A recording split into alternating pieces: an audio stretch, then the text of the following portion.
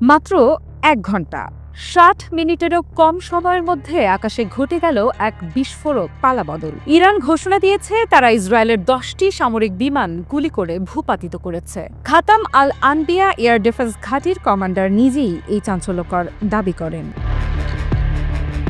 ইরানের বিভিন্ন অঞ্চলে ছড়িয়ে থাকা আকাশ প্রতিরক্ষা ব্যবস্থা যেন একযোগে সক্রিয় হয়ে ওঠে।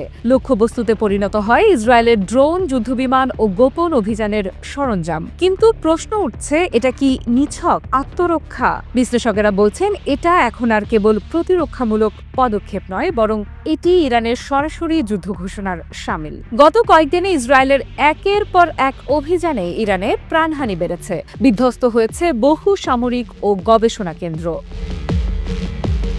টানা সপ্তমবারের মতো বেস্ট টিস্যু পেপার ব্র্যান্ড হিসেবে স্বীকৃতি পেয়েছে বসুন্ধরা টিস্যু। আর সেই উত্তরে ইরান শুরু করেছে একাধিক দফায় ক্ষেপণাস্ত্র, ড্রোন ও ইলেকট্রনিক আক্রমণ। আজকের এই ১০ বিমান ভূপাতিত হওয়ার ঘোষণাটি সেই যুদ্ধেরই মাত্রা। এটা এক প্রকার হুঁশিয়ারি, ইরানের আকাশ শুধু পাহারায় নয়, আক্রমণ প্রতিরোধে এখন সম্পূর্ণ প্রস্তুত।